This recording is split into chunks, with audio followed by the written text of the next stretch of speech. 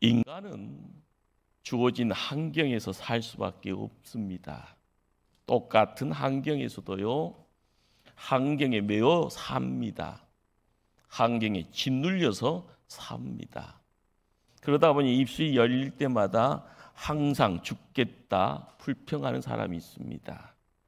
반면에 환경을요 극복하고요 창조적으로 만들어 사는 사람이 있습니다. 우리는 살다 보면은 주어진 자극이라는 것, 고난의 이야기가 되어지죠. 반응하면서요, 그러면서도 개인적인 욕심에 이끌려 삽니다. 그러네 그런 사람들의 모습이 바람에 나는 개와 같은 사람이라 이야기가 됩니다. 그러나 고난과 역경에서 주는 자극을요 긍정적인 에너지로 바꿔 살아가는 창조적인 사람도 있다는 것 아셔야 됩니다. 세상에서 큰 파도가 입니다. 그 파도에 휩쓸려서 죽어가는 사람이 있는가 반면에요, 그것을 기다리면서 오히려 그 파도를 타고 인생을 즐기는 사람이 있습니다. 이 세상에는 별별 사람 다 있습니다. 특별히 성도는 어떻게 세상을 살아야 할까요? 성도는 나를 둘러싸고 있는 환경에 짓눌려서 사는 사람이 아니고요, 환경을 극복합니다. 환경을 초월합니다. 아니, 더 멋진 환경을 만들어내는 사람들입니다. 그렇습니다. 성도는 환경이나 운명에 갇혀서 살 사람이 아닌 겁니다. 환경보다 더 큰 사람, 운명보다 더 큰 사람, 우리 하나님, 우리가 그렇게 살아가기를 원하십니다. 오늘 읽었던 본문 21장 1절의 시작의 말씀은요, 그 후에라라는 단어입니다. 바로 20장의 사건이 이루어진 후의 이야기라는 그런 뜻이 됩니다. 요한복음 21장은요, 예수님 부활하셨습니다. 그리고 발걸음 옮겨옵니다. 당신 배신하고 떠난 제자들을요, 그리고 그들의 무너진 신앙, 그리고 인격을 회복시키고자, 다시 본래로 치유시키고자 다시 찾아오셨습니다. 여기 주님의 수제자로 자처했던 베드로, 분명 부활하신 예수님을요 이미 만나 뵈었던 것으로 추측됩니다. 그러고도 오늘 본문에서 베드로는 고기를 잡겠다고 바다로 나갔다가 보기 좋게 실패하고 맙니다. 예수님 별 면목이 없습니다. 베드로는 자기 자신을 도무지 용납할 수 없습니다. 속으로 이런 생각했을 것 같습니다. 나라는 인간 도대체 무엇인가?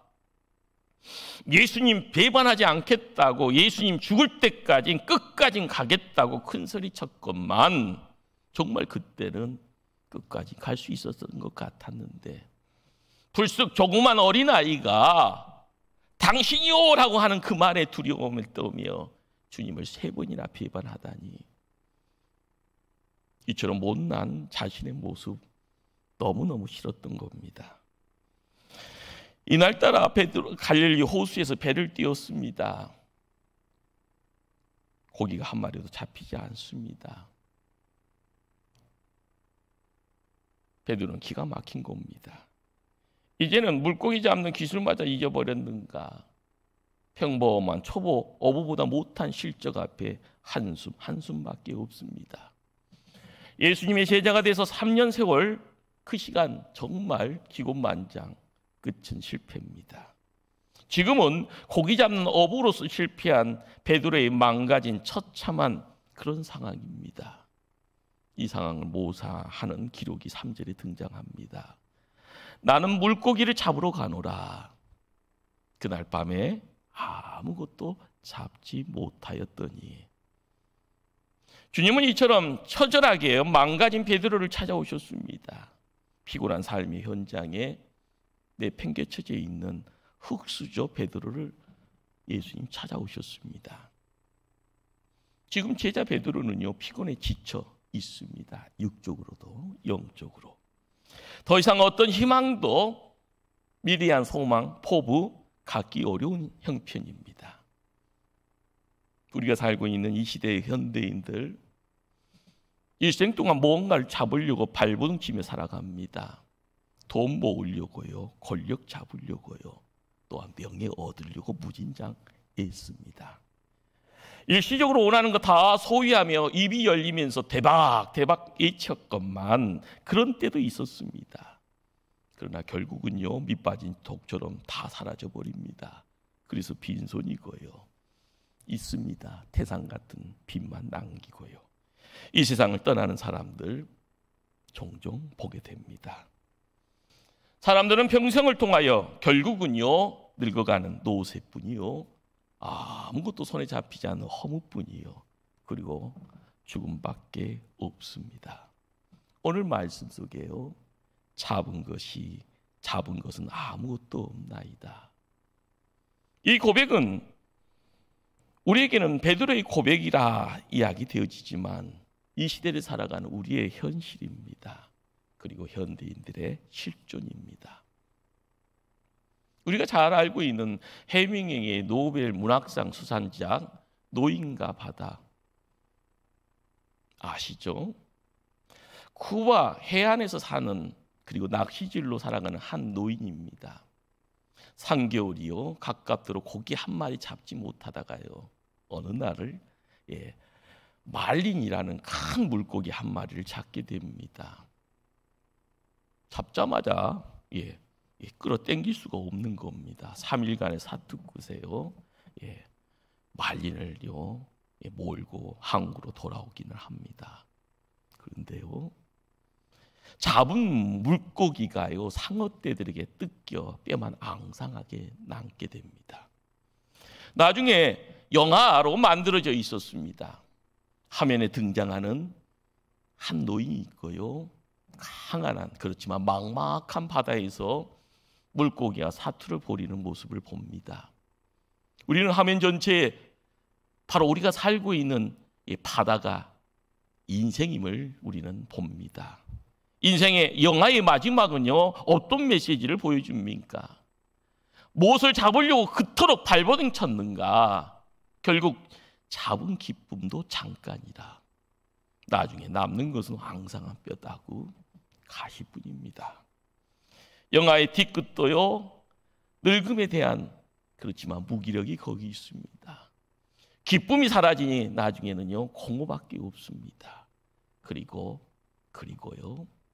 모든 것이 점점점 그렇게 이야기되어지는 험으로 되씹게 되어집니다. 사람들은 일생을 큰 소리 쳐보지만 언제나 빈 그릇입니다. 빈 그릇, 우리가 실망하고 절망해야 될 상황처럼 보이지만 그 자리가 예수님 만날 수 있는 상황입니다. 예수님이 찾아올 수 있는 기회가 됩니다. 인생 살다 보면 육체적으로 약해지고 병들 때 있고요, 세상살이에 실패하고 망할 때 있습니다. 그때가 그렇죠, 낙심하고 좌절하고 포기해야 될 시간이 아니라 인생의 본질로 돌아갈 때입니다. 반드시 구주 되신 예수님 만날 때입니다. 그래야만이 믿음의 위대함을 경험할 수 있습니다.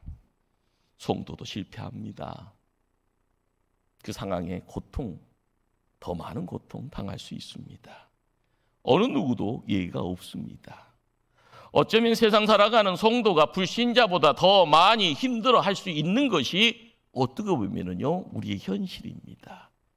그러나 성도는 고통을 희망으로 바꾸는 힘이 있습니다. 그 힘이 숨겨져 있어서 문제입니다. 그래서 성도는요, 숨겨진 힘으로 무장을 하게 되면 행복한 사람이 됩니다. 성도의 별명이 그래서 붙여지죠. 운명을 바꾸는 사람, 열악한 삶의 환경을 기회의 땅으로 바꾸어서 행복을 만들어가는 사람, 그렇습니다.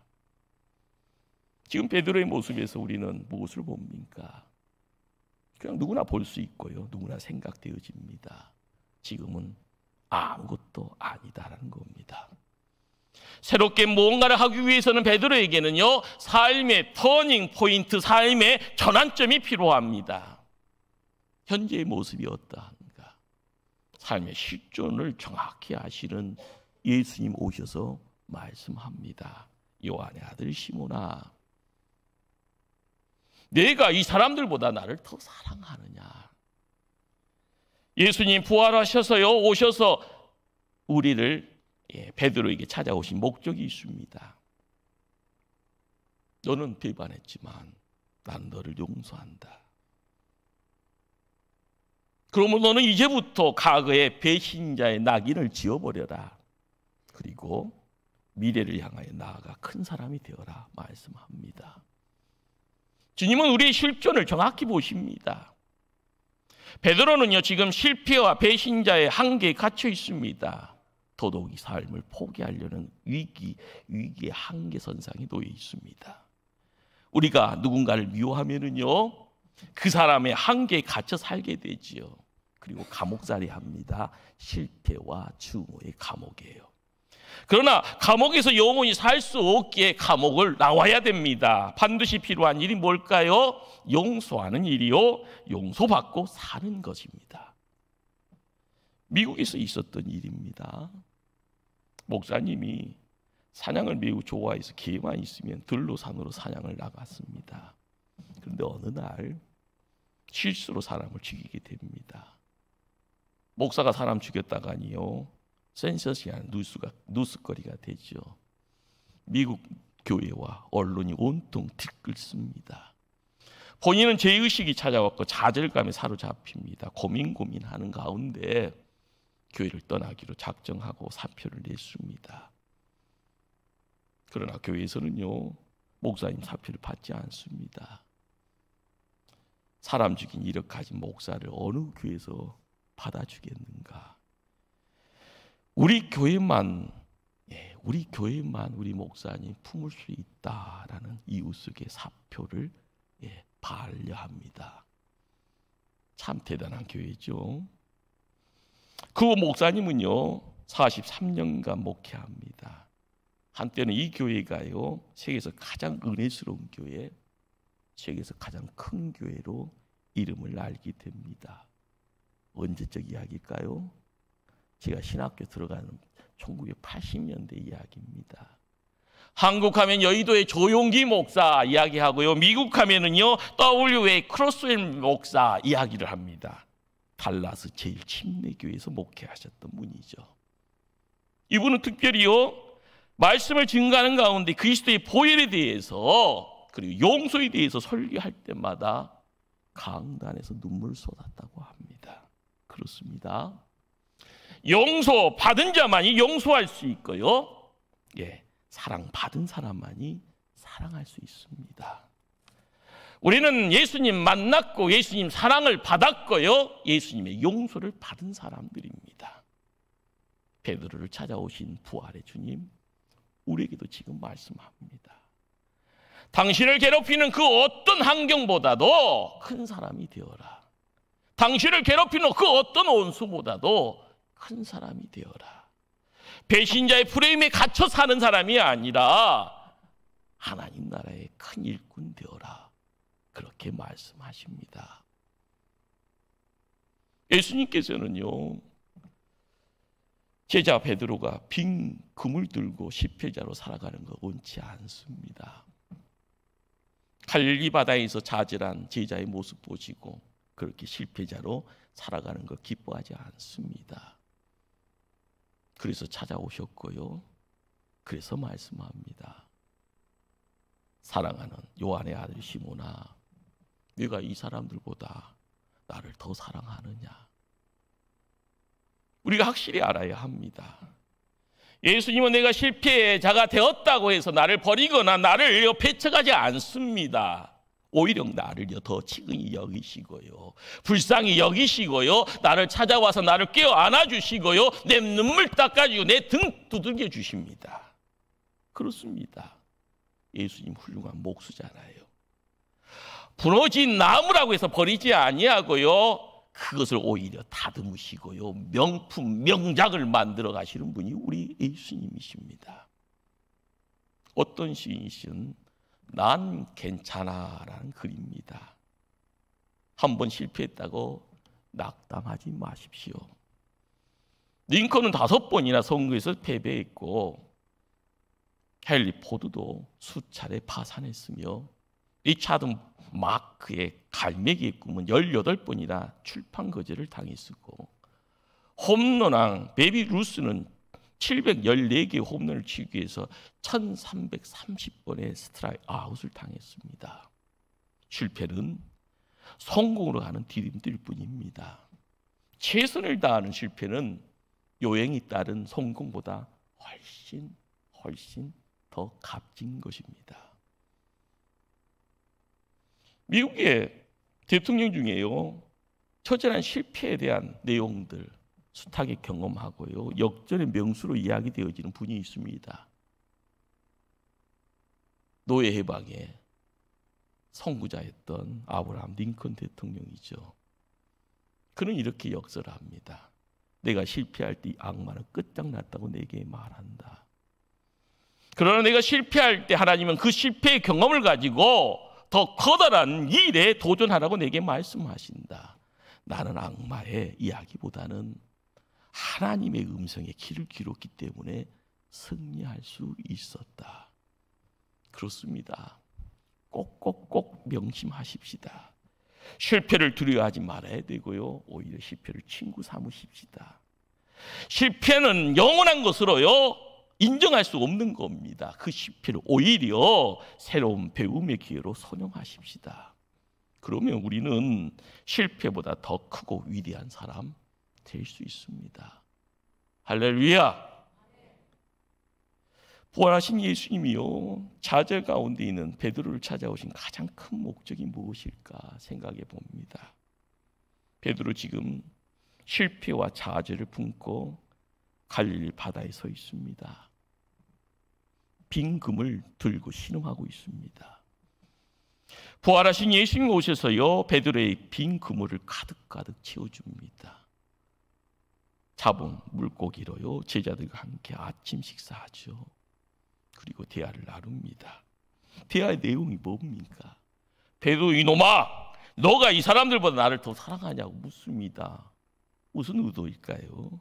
베드로, 그렇죠, 원래 기질이 그런가 봅니다. 주님 맞습니다. 내가 주님 사랑하는 거 남들보다 예수님 더 잘 알고 있지 않습니까? 예수님 말합니다. 내 어린 양을 먹여라. 나를 사랑하라는 질문이 있습니다. 내 양을 먹이라, 내 양을 치라라는 부탁의 말씀이 있습니다. 뉘앙스는 약간씩 다르지만은요, 성경의 음성은 지금도 울려져 이 시대를 살아가는 우리에게도요 찾아옵니다. 3번씩 반복 강조되어져 찾아옵니다. 우리에겐 사명이 되어지는 거고요, 우리에게는 십자가요 숙제가 되어집니다. 특별히 내가 이 사람들보다 나를 더 사랑하느냐 묻고 있습니다. 베드로에게는요 마음속에 메아리 칩니다. 이 말은요, 내가 사랑하는 대상들이 있는데 친구요, 가족이요, 그들보다 내가 더 사랑하느냐 질문하는 겁니다. 또 다른 접근은 어떨까요? 베드로, 너를 사랑해주는 사람들이 있잖아. 그들이 친구요, 그들이 가족일 텐데 그들까지 사랑할 수 있겠냐? 그들보다 더 사랑할 수 있겠냐? 이 말씀을요 조금 더 확대를 하면 이 사람들이라는 말을 원문에서 이것들보다라고 번역이 되어질 수 있습니다. 그렇다면 눈에 보여지는 것이 잡은 물고기입니다. 생업의 도구인 배도 되어지고요, 항상 젊은 한때를 뒹굴어왔던 갈릴리 바다의 물살도 함께 어울릴 수가 있습니다. 다 좋습니다. 이것들을 모아놓으면요 넓은 의미의 이 시대의 세상을 말할 수 있습니다. 베드로, 너 세상보다 나를 더 사랑할 수 있냐? 그렇게 질문합니다. 우리는 이 질문 앞에요 이야기할 수 있어야 됩니다. 하나님 나라의 백성은 세상에 갇혀 사는 사람 아니다. 하나님 나라의 백성이기에 세상보다 더 큰 인물 되어서 마음껏 어둠 갇혀 있을 때는 보지 못했지만 빛으로 오신 예수 그리스도를 통하여서 빛의 세상이요, 그분이 우리에게 구주가 되어지기에 베푸르신 그 은혜 통하여 그 은혜를 세상에 베푸라. 주님의 부탁이고요, 주님의 당부고요, 주님의 사명이 됩니다. 누가복음 5장을 읽다 보면 베드로가 처음 예수님 만날 때의 모습을 봅니다. 그때도요, 빈 그물에 고기가 찢어질 만큼 많은 고기를 잡게 해줍니다. 베드로는 그때 잡은 고기의 의미를 정확히 알았습니다. 성경은 기록합니다. 무서워 말라. 이제 후로는 내가 사람을 취하리라. 마태복음은 이야기합니다. 사람 낚는 어부가 되게 하리라. 그래서 모든 것을 내려놓습니다. 그래서 결단합니다. 예수님을 쫓아갑니다. 그래서 제자라고 이야기되어진다. 성경은 말합니다. 오늘 본문도 잡은 물고기를요, 요한은 수를 세웁니다. 한 마리, 두 마리, 100마리 넘으면 얼마나, 150마리, 지치지도 않습니다. 153마리. 예. 그 중에 몇 마리를 주님과 더불어서 아침 식사로 한 끼를 때웁니다. 다시 주님을 따라 나섭니다. 어리석은 사람들은요, 받은 복을 타락이니 교만이니 이런 식으로 변절시켜버립니다. 그러나 구주 예수님 만난 베드로는 이제는 그렇지 않습니다. 그래서 그의 복은 부패하지 않은 영원한 복이 됩니다. 많은 물고기 잡았으나 그 물고기에 매여 있지 않는 사람 되어지니 고기보다 더 큰 사람입니다.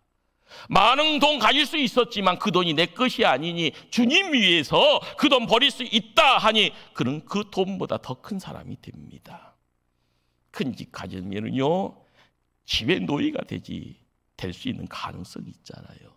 그러나 가감이 교회 모임을 위해서요, 이웃과 사랑 나누기 위해서요, 쓸 수 있는 사람은 집보다 더 큰 사람이 됩니다.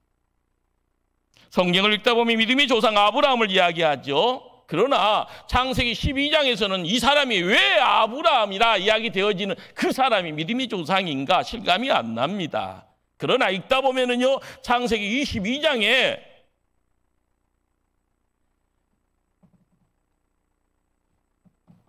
이삭을 모리아 산에 믿음으로요, 순종으로 내려놓습니다. 간절히 기도하면서 품게 되어지는 아들, 100년 만에 그 아들 만났건만 너무 소중했기에 그 아들이 우상이 되어버렸건만 하나님의 말씀에요, 순종합니다. 그리고 번제로 내어놓았습니다. 하나님이 수답시키잖아요. 이삭이란 자식보다 더 큰 사람이 되어집니다.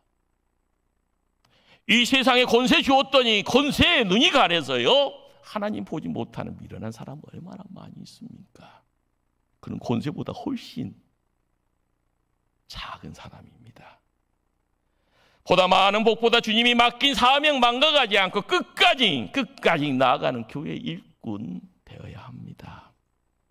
땅의 것 얻었으면은요, 하늘의 것을 포기해버리는 미련한 사람 되지 말고요, 하늘의 것이 무엇인지를 알 때 주시는 분이 하늘에 계신다는 것을 깨달아갈 때마다 지극히 작은 것이라도 그것이 가지고 있는 의미를 깨달을 때 살아계신 하나님, 그분 앞에 뛰어가려고 나아가는 그 지혜가 있을 때 하나님은 큰일을 맡기십니다.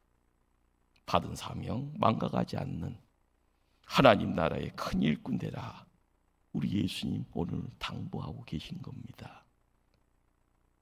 성경의 믿음의 조상들 많은 인물들이요, 하나님 만나기 전 비포와 만난 후에 애프터가 다릅니다. 자신의 능력과 자원보다 더 큰 사람이 되어져요.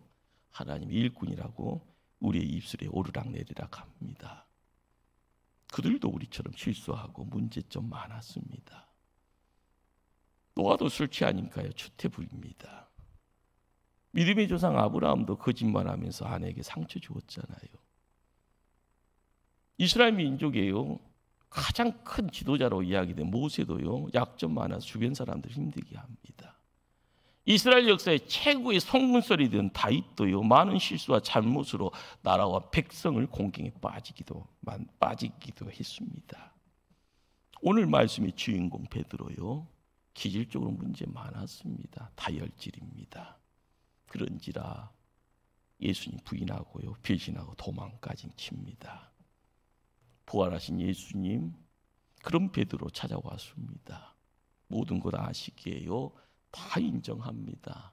새롭게 출발할 수 있도록 격려하시면서요, 그 느낌을요 우리에게 전합니다. 하나님 나라의 일꾼 만들어가는 그 자리에 우리도 함께 초청받고 있습니다. 이 시간 우리를 찾아오신 분이 계십니다. 그리고 말씀합니다. 그리고 축복합니다. 환경에 갇혀 살지 말아라. 환경보다 더 큰 사람 되어라. 원수보다 더 큰 사람 되었으면 실패보다 더 큰 인물 되리라. 세상보다 큰 사람 되어라.